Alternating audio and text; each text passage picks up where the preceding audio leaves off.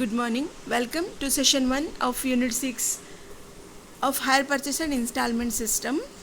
See here we take the combination of hire purchase and installment system. First let's take up hire purchase system and later we shall move on to installment system. Here, before stepping into hire purchase system, let me give one example. Hire purchase ಮತ್ತು instalment system ಹೇಳುವಂತಹ ಒಂದು ಚಾಪ್ಟರ್ಗೆ ನಾವು step into ಮಾಡುವ ಮೊದಲಾಗಿ ಒಂದು ಎಕ್ಸಾಂಪಲನ್ನು ನೋಡುವ. Mister A ಹೇಳುವವ ಒಂದು expensive ಆದಂತಹ ಒಂದು 10 ಲ್ಯಾಕ್ ರುಪೀಸ್ನ ಮೆಷಿನರಿಯನ್ನು ಪರ್ಚೇಸ್ ಮಾಡಬೇಕು ಅಂತ ಇಷ್ಟಪಡ್ತಾನೆ. ಸೊ ಅವನ ಕಂಪನಿಗೆ ಈ 10 ಲಕ್ಷ ರೂಪಾಯಿಯನ್ನು ಅರೇಂಜ್ ಮಾಡುವಂಥದ್ದು it is quite a big task, quite a complex task ಅಲ್ವಾ. ಸೊ ಸ್ವಲ್ಪ ಡಿಫಿಕಲ್ಟ್ ಟಾಸ್ಕ್, ಯಾಕೆಂತಂದರೆ huge amount is involved. So ಅಲ್ಲಿ ಇನ್ಸ್ಟೆಡ್ ಆಫ್ ಇನ್ನೊಂದು ಏನು ಅಂತಂದರೆ ಸಾಲದಲ್ಲಿ ಪರ್ಚೇಸ್ ಮಾಡ್ಬೋದು. 10 ಲಕ್ಷ ರೂಪಾಯಿ ಸಾಲ ತಗೊಂಡು ಪರ್ಚೇಸ್ ಮಾಡ್ಬೋದು. ಸಪೋಸ್ ಅಲ್ಲಿ ಸಾಲ ತಗೊಂಡ್ರೆ ನಮಗೆ ಇಂಟ್ರೆಸ್ಟ್ ಪೇಮೆಂಟ್ ಮಾಡಲಿಕ್ಕೆ ಆಗಲಿಲ್ಲ ಅಂತಂದರೆ, ಸೊ ಸಾಲ ತಗೊಳ್ಳಿಕ್ಕೆ ಇಂಟ್ರೆಸ್ಟ್ ಇಲ್ಲ ಅಂತಂದರೆ what you can do is you can go for one arrangement, that is hire purchase system.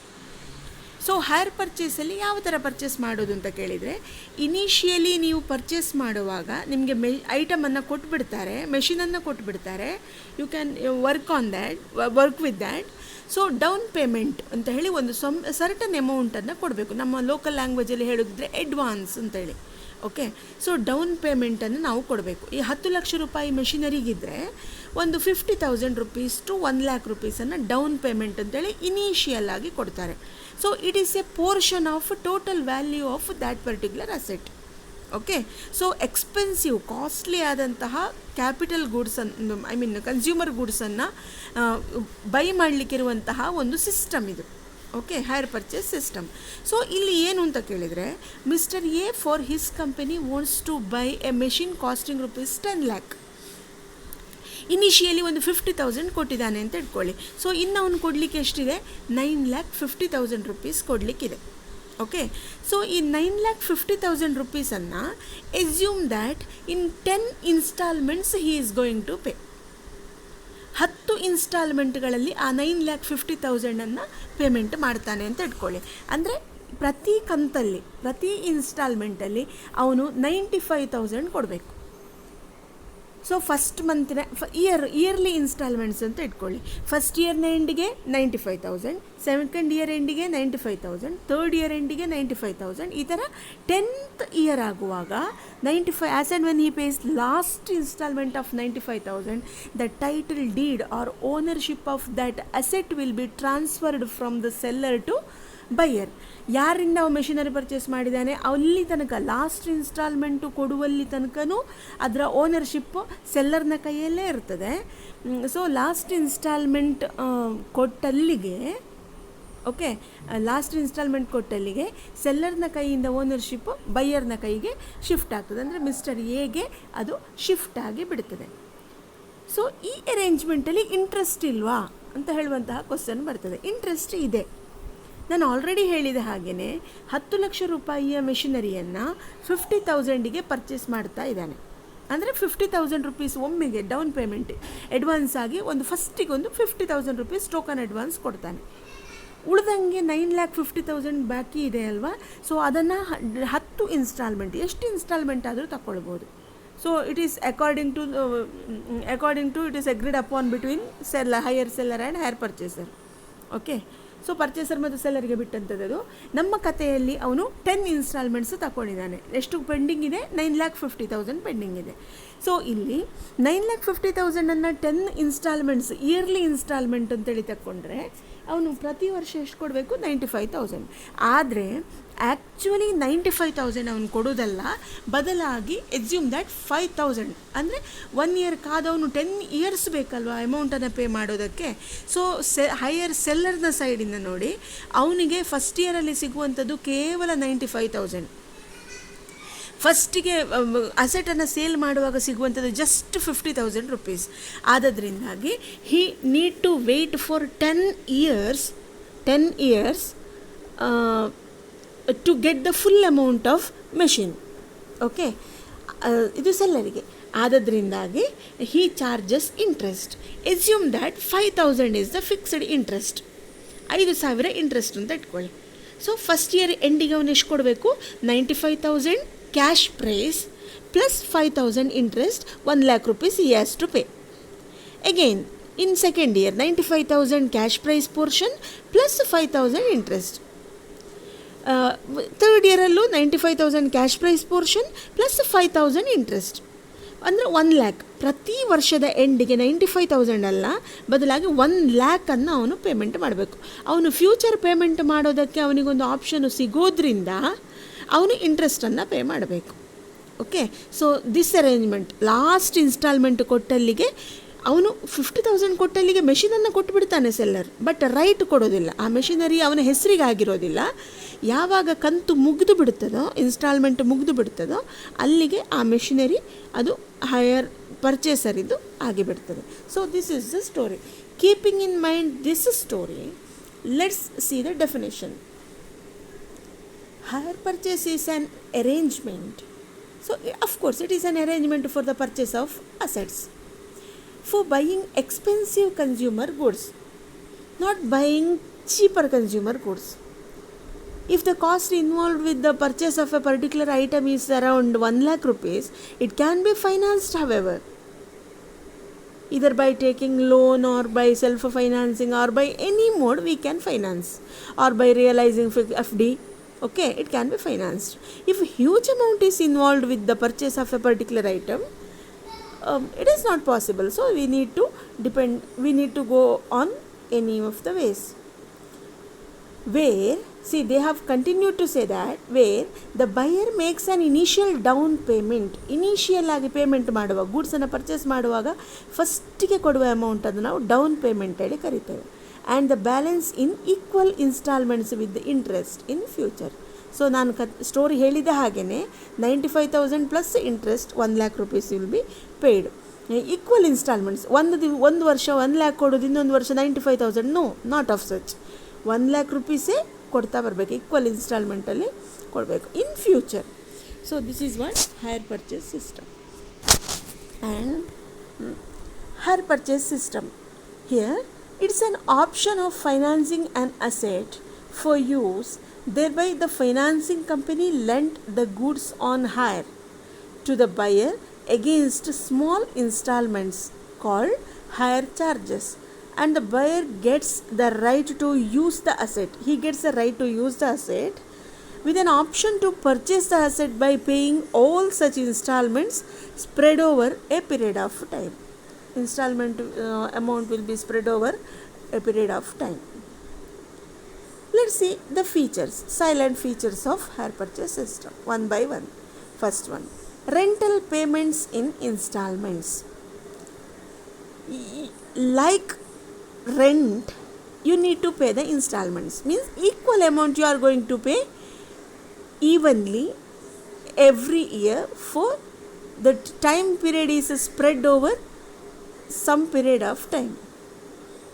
Okay, and each rental payment considered as charge for hiring the asset. Rent paid by the hire purchaser is a charge for the asset, means payment of each installment reduces the amount payable on the asset. Hire purchase agreement contains terms and conditions. Of course, terms and conditions are included. Terms and conditions with regard to percentage of interest, with regard to amount of interest will not be there. Percentage of interest would be there. Percentage of interest or term for hire purchase term means the time, how many years the hire purchaser takes to repay the amount. So these are some of the terms and conditions. And if default happens, if the hire purchaser fails to repay the amount, what should be done? Likewise, terms and conditions are constructed. Next, frequency of the installments as per agreed. So whether it is a monthly installment or yearly installment or fortnightly installment or half yearly installment, likewise the term of installment is agreed. Asset instantly delivered to the purchaser.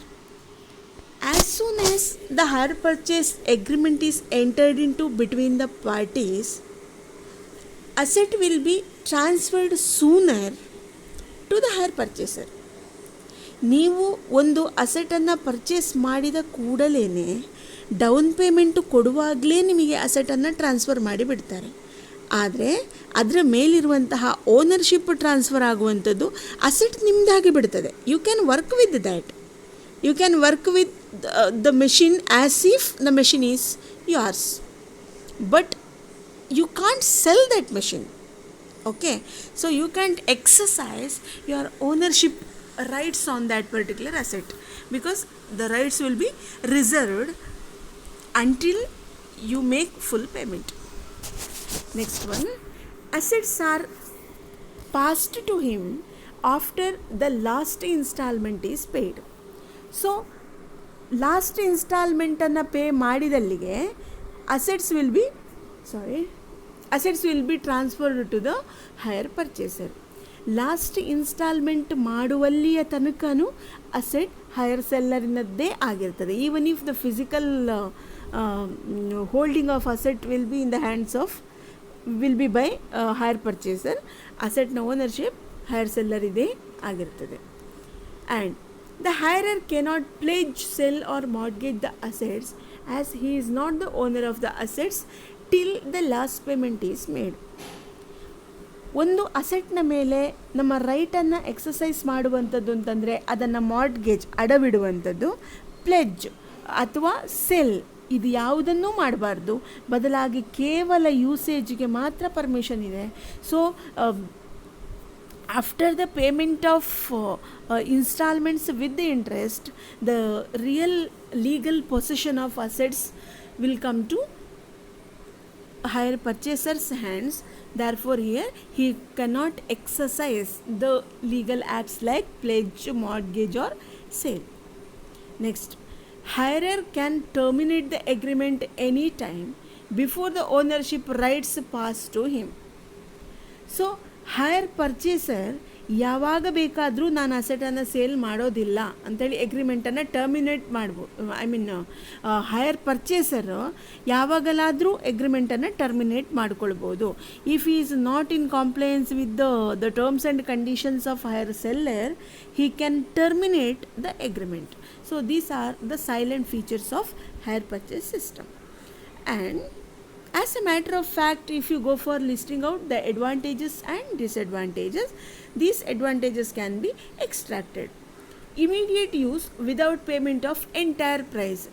ಏನು ಬೆನಿಫಿಟ್ಗಳಿದೆ hire purchase ಸಿಸ್ಟಮಿಂದ, ಏನು ಲಾಭಗಳಿದೆ ಅಂತ ನೋಡಿದರೆ ಇಷ್ಟು ಲಾಭಗಳನ್ನು ನಾವು ಪಡಿಲಿಕ್ಕೆ ಸಾಧ್ಯ ಇದೆ. ಒಂದು, ನಿಮ್ಮ ಕೈಯಲ್ಲಿ ಅಮೌಂಟ್ ಇಲ್ಲ ಅಂತಂದ್ರು, ಫಂಡ್ ಇಲ್ಲ ಅಂತಂದರೂ ಕೂಡ ಸ್ಮಾಲ್ ಅಮೌಂಟ್ ಆಫ್ ಫಂಡನ್ನು ಡೌನ್ ಪೇಮೆಂಟ್ ಅಂತೇಳಿ ಪೇ ಮಾಡೋದ್ರ ಮೂಲಕ ಹೆವಿ ಅಸೆಟ್ಗಳನ್ನು, ಹ್ಯೂಜ್ ಅಸೆಟ್ಗಳನ್ನು ಪರ್ಚೇಸ್ ಮಾಡೋದಕ್ಕೆ ಸಾಧ್ಯ ಇದೆ. So as not interrupting the regular production activities, you can purchase the machines. ಇಲ್ಲ ಅಂತಂದರೆ ಫಂಡ್ ಅರೇಂಜ್ ಆಗೋ ತನಕ ನೀವು ವೆಯ್ಟ್ ಮಾಡಬೇಕು. ನಿಮ್ಮ ಪ್ರೊಡಕ್ಷನ್ನು ಸ್ಟಾಪ್ ಆಗಿಬಿಡ್ತದೆ, ನಿಮ್ಮ ಮಾರ್ಕೆಟಿಂಗು ಸ್ಟಾಪ್ ಆಗಿಬಿಡ್ತದೆ, ಮಾರ್ಕೆಟಲ್ಲಿ ಪ್ರಾಡಕ್ಟನ್ನು ಸೇಲ್ ಮಾಡೋದಕ್ಕೆ ಆಗೋದಿಲ್ಲ. ಅದರಿಂದ ಕಸ್ಟಮರ್ಗಳನ್ನು ಕಳ್ಕೊಳ್ಳುವಂತಹ ಸಾಧ್ಯತೆ ಇದೆ. ಕಸ್ಟಮರ್ ಒಮ್ಮೆ ಕಳ್ಕೊಂಡ್ರಿ ಅಂತಂದರೆ once again it is very hard for you to get the customers. You have to again go in search of customers. So customers lose their faith on your company, your products. Therefore the problem multiplies. Okay, ಈ problem ಆಗದ ಥರ ಏನು ಮಾಡ್ಬೋದು arrangement ಅಂತಂದರೆ, against down payment you can purchase the asset. So immediate use without payment of entire price. Full ಅಮೌಂಟನ್ನು pay ಮಾಡದೇನೆ small ಅಮೌಂಟಿಗೆ ನಿಮಗೆ machine usage ಸಿಕ್ಕಿಬಿಡ್ತದೆ. Next, best for purchase of expensive assets. If it is a small item, if the small amount is involved with the if it is a small item, small goods or a small amount is involved with the goods, if the cost is minimum, then however we can make financial arrangements for the purchase. If 1 lakh or 2 lakh or up to 5 lakh we can arrange. More than 5 lakh rupees, it is hard for everyone to arrange because you must maintain liquid fund unless it is not possible. So for expensive goods it is so here fixed installments make budgeting easier. So fixed instalment ಇರೋದ್ರಿಂದ ನೀವು ಬಜೆಟನ್ನು ಈಸಿಯಾಗಿ ಮಾಡ್ಬೋದು. ಅಂದರೆ ಈ ಸಲ 100 rupees, next 200 rupees, next 300 ಅಂತಂದರೆ obviously confusion arises. ನಾವು ಯಾವ ಅಮೌಂಟನ್ನು, what amount we need to keep aside for every instalment ಅಂತ ಹೇಳುವಂಥದ್ದು ನಮಗೆ ಕನ್ಫ್ಯೂಸ್ ಆಗೋದ್ರಿಂದ ಸೇಮ್ ಇನ್ಸ್ಟಾಲ್ಮೆಂಟ್ ಇದೆ. ಸೊ ಪ್ರತಿ ವರ್ಷ ನಮ್ಮ ಒಂದು ಬಜೆಟಲ್ಲಿ ಇಷ್ಟು ಅಮೌಂಟ್ ಇನ್ಸ್ಟಾಲ್ಮೆಂಟಿಗೆ ಅಂತೇಳಿ ತೆಗೆದಿಡುವಂಥದ್ದು ತುಂಬ easy. No obligation to buy the asset. In hire purchase arrangement, initially as soon as the down payment is made, asset ನಿಮಗೆ ಸಿಗೋದ್ರಿಂದ ನೀವು ಹೆವಿ ಅಸೆಟ್ಗಳನ್ನು ಯೂಸ್ ಮಾಡ್ಕೋಬಹುದು, ಒಳ್ಳೆ ಟೆಕ್ನಾಲಜಿ ಅಸೆಟ್ಗಳನ್ನು ಮೆಷಿನ್ಗಳನ್ನು ಯೂಸ್ ಮಾಡ್ಕೋಬಹುದು ಆ್ಯಂಡ್ ಪರ್ಚೇಸ್ ಮಾಡಬೇಕಾದಂತಹ ಅಗತ್ಯ ಇಲ್ಲ. ಸೊ ನೀವು ಇನ್ಸ್ಟಾಲ್ಮೆಂಟ್ ಕೊಡ್ತಾ ಲಾಸ್ಟ್ ಇನ್ಸ್ಟಾಲ್ಮೆಂಟ್ ಕೊಟ್ಟಲಿಗೆ ಆ ಅಸೆಟ್ ನಿಮ್ಮದೇ ಆಗಿಬಿಡೋದ್ರಿಂದ, ಹೈಯರ್ ಪರ್ಚೇಸರಿದೇ ಆಗಿಬಿಡೋದ್ರಿಂದ ನೀವು ಬೈ ಮಾಡಬೇಕಾದಂತಹ ಅಗತ್ಯ ಇಲ್ಲ. Disadvantages: total amount paid could be much higher than the cost of the asset due to substantially high interest rate. ಒಂದೇ ಒಂದು ಪ್ರಾಬ್ಲಮ್ ಅಂತಂದರೆ high interest rate is fixed. Since the hire seller is asked to wait for 10 years to completely recover the value of the asset, interest will be charged. It is a profit for the hire seller. So every year certain percentage of interest will be charged. Therefore ನೀವು total ಕಾಸ್ಟನ್ನು ನೋಡುವಾಗ ನಾನು ಕೊಟ್ಟ example ಪ್ರಕಾರ 95,000 plus 5,000 interest. So 1 lakh rupees ಅವನು 10 years ಕೊಡ್ತಾನೆ. 1 lakh plus 10 years, 1 lakh into 10 years 10 lakh ಆಯಿತು, plus 50,000 down payment. Okay, so 50,000 down payment, 10 lakh 50,000 ಆಯಿತು. ಸೊ ಎಡಿಷನಲ್ 50,000 ಕೊಡ್ತಾನಲ್ವ, ಅಂದರೆ due to the existence of interest, imposition of ಇಂಟ್ರೆಸ್ಟಿಂದಾಗಿ cost ಪ್ರೈಸಿಗಿಂತಲೂ ಮೆಷಿನಿನ price ಎಷ್ಟು ಅದಕ್ಕಿಂತಲೂ ಜಾಸ್ತಿಯಾಗಿ ಬಿಡ್ತದೆ. Long duration in the sense asset ನಿಮ್ಮದಾಗಬೇಕು ಅಂತಂದರೆ ನೀವು ಕೆಲವೊಂದು ವರ್ಷಗಳ ಕಾಲ, ಅಂದರೆ ಹೈಯರ್ ಪರ್ಚೇಸಲ್ಲಿ ಎಷ್ಟು ವರ್ಷಗಳನ್ನು ಮೆನ್ಷನ್ ಮಾಡಿರ್ತಾರೋ ಅಷ್ಟು ವರ್ಷಗಳ ಕಾಲ ಮೆನ್ಷನ್ ಮಾಡೋದು ಹೈಯರ್ ಪರ್ಚೇಸ್ ಹೈಯರ್ ಸೆಲ್ಲರೇ ಸೇರಿಕೊಂಡು. ಸೊ ಅಷ್ಟು ವರ್ಷಗಳ ಕಾಲ ಅಸೆಟ್ ನಿಮ್ಮದಾಗಿರೋದಿಲ್ಲ. ಅಷ್ಟು ವರ್ಷಗಳು ಕಳೆದ ಮೇಲೆ ತಾನೇ ಮೇಲೆ ಕಳೆದ್ರೆ ಮಾತ್ರ ಅಸೆಟ್ ನಿಮ್ಮದಾಗಿ ಬಿಡುವಂಥದ್ದು. So long duration is involved. Next, ownership at the end of the agreement. After the agreement ownership will not be transferred, and after the lapse of contract only ownership will be transferred. Ownership will be rested with the hire seller only. Next, may result in penalty if the asset not needed and agreement terminated. Hire purchaser after the payment of a few installments fails to purchase the asset, fails to pay the next installment, or wants to terminate the contract, okay, wants to cancel the contract hoping not to purchase, he can pay penalty and terminate the contract. By paying penalty he can terminate the contract. Okay, so agreement will be terminated. Next, important terms in hire purchase system. So often ಆಗಾಗ ನಮಗೆ hire ಪರ್ಚೇಸಲ್ಲಿ ಬರುವಂತಹ ಕೆಲವು ಟರ್ಮ್ಗಳನ್ನು ಹೇಳಿದ್ದಾರೆ. So ಆ ಟರ್ಮ್ಗಳು ಯಾವುದೆಲ್ಲ, ಇದು ಎಲ್ಲ ಪ್ರಾಬ್ಲಮ್ಗೂ ನಿಮಗೆ ಬೇಕೇ ಬೇಕು. Try to understand it. Cash price ಅಂತಂದರೆ ಆ್ಯಕ್ಚುಯಲ್ ಪ್ರೈಸ್. ನಾನು ಕೊಟ್ಟಂತಹ ಎಕ್ಸಾಂಪಲ್ ಪ್ರಕಾರ 10 lakh is the price of the machine. So 10 lakh is the cash price. Okay, actual price of the machine. Hire purchase price means cash price with the interest. Okay, so interest payment is there, right? So interest payment hikes the cash price. price of the machine, so hire purchase price. Cash price plus interest is equal to hire purchase price. Hire purchase price minus interest is equal to cash price. Down payment. As soon as we enter into hire purchase agreements for the purchase of an asset, initial payment made is called down payment. A fixed sum of money is paid, called down payment. ಅಸೆಟನ್ನು hire purchase ಅಗ್ರಿಮೆಂಟಿನ ಪ್ರಕಾರ purchase ಮಾಡುವಾಗ ಫಸ್ಟಿಗೆ ಇನಿಷಿಯಲಿಗೆ ನೀವು ಕೊಡುವಂತಹ ಒಂದು fixed ಅಮೌಂಟನ್ನು ನಾವು ಡೌನ್ ಪೇಮೆಂಟ್ ಹೇಳಿ ಕರಿತೇವೆ. ಟೋಟಲ್ ಇಂಟ್ರೆಸ್ಟ್ ಅಂತಂದರೆ ಪ್ರತಿ ಇನ್ಸ್ಟಾಲ್ಮೆಂಟಲ್ಲಿ ನೀವು ಇಂಟ್ರೆಸ್ಟನ್ನು ಕೊಡುವಾಗ ಎಷ್ಟು ವರ್ಷಗಳು ಇನ್ಸ್ಟಾಲ್ಮೆಂಟ್ ಕೊಡ್ತೀರಿ ಎಷ್ಟು ವರ್ಷಗಳನ್ನು ಇದರಲ್ಲಿ ಎಗ್ರಿಮೆಂಟಲ್ಲಿ ಮೆನ್ಷನ್ ಮಾಡಿದೋ ಅಷ್ಟು ವರ್ಷಗಳಿಗೆ ಕೊಡುವಂತಹ ಇಂಟ್ರೆಸ್ಟನ್ನು ಟೋಟಲ್ ಇಂಟ್ರೆಸ್ಟ್ ಹೇಳಿ ಕರಿತೇವೆ. Hire purchaser, the person who is purchasing the asset on hire purchase from the hire seller.